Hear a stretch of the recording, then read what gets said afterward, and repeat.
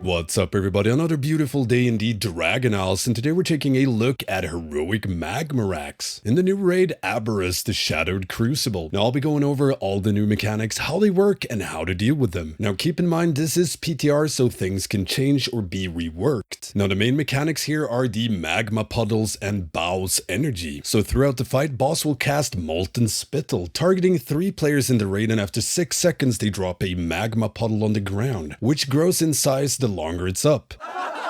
Now if a player steps into it, they get a stack of searing heat. They take ticking fire damage and they shrink the magma puddle. Now this dot stacks, and the more stacks you have, the less the puddle will shrink and the more damage you will take. So you want to spread these out and avoid refreshing the dot. So for some puddle spawns, you'll need to wait a few seconds for your debuff to drop before you run in. Now on the flip side, if the boss stands in the puddle, it will gain 5 energy every second and AoE the raid. And this is very bad. More raid damage is not awesome, and getting to these soft and rage faster is not awesome either. When the boss reaches 100 energy is your soft and rage, increasing their damage done by 150% and AoEs the raid constantly, so we want to avoid that for as long as possible. Now on top of this, boss casts Igniting Roar every now and then, which deals raid-wide damage and applies a stacking dot that lasts forever. So the longer the fight goes on, the more damage the raid takes. And these roars also spawn 2 magma puddles. And since these 2 puddles are somewhat random, tanks make sure to be ready to move boss fast if they spawn underneath it. They seem to prefer to target range, so range should probably not be too close to boss. Now the boss also has an overpowering stomp, which has a huge knockback. Just make sure you don't get knocked into the lava. There's also a frontal breath. Don't get hit by it. So since this is a patchwork fight, a lot of the tactics, if you will, is subject to tuning. How much you're able to soak without healers screaming at you. While testing, we were able to stack soak a lot of these puddles, but that might not be the case once this goes live. But if it is, we simply had all 3 Molten Spittle players stack, and then everyone ran in and soaked to get a few stacks each. Rinse, repeat. Now this requires the Molten Spittle players to have a defensive or external up, since they explode when they drop the puddles. Now we also assigned a couple of high mobility range to always soak the rando puddles that Igniting Roar spawns, since they usually spawn in range. However, if this is not doable once it goes live, you can instead have 3 marks near boss, and each spittle goes to a mark. And you split the raid into either 4 or 5 groups. 1 group per spittle puddle, and then 1 or 2 groups dealing with the rando puddles from Igniting Roar. And as soon as a puddle spawns, you soak them until they're gone. Just make sure your stacks have dropped before you soak new ones. Eventually though, healers might get overwhelmed due to all of the ongoing raid damage, and you'll need to stop soaking the puddles. For us while testing, this was around the 50% mark or so. This can change drastically. But when that happens, rooms should ideally be cleared without any puddles whatsoever. Then you pull boss near the edge of the platform, and then you start dropping pools along the edge, and new pools near the old ones without soaking them. And then you move boss constantly as they grow. The rando puddles you will need to soak in case they drop in the middle of the room, but there's a lot fewer of those, so you can split these stacks a lot easier on everyone in the raid. It's really all about the puddles. It's extremely easy to get overrun if you fall behind just a little, or if 1 or 2 spawns in a bad spot and you're slow with soaking so they grow. And there's not a ton to do to salvage it if shit hits the fan. If you soak more, it just means more raid damage, and when you're at the point where you'd get overrun, you'll be taking a lot of raid damage already, so more isn't really an option. And yeah, that's pretty much it for Magmorax on heroic. Let me know what you think about this fight, and if you have any questions at all about this encounter, hit me up in the comments or become a patron or Twitch sub and get access to the Stankie Discord, where you can get help with anything raiding related. I'm also streaming all of my raid progression on Twitch, so make sure to check that out. Stankie Gaming. And don't forget the usual stuff: like, comment, subscribe, and ring that notification bell. And yeah, thank you all for watching, and I will see you next time.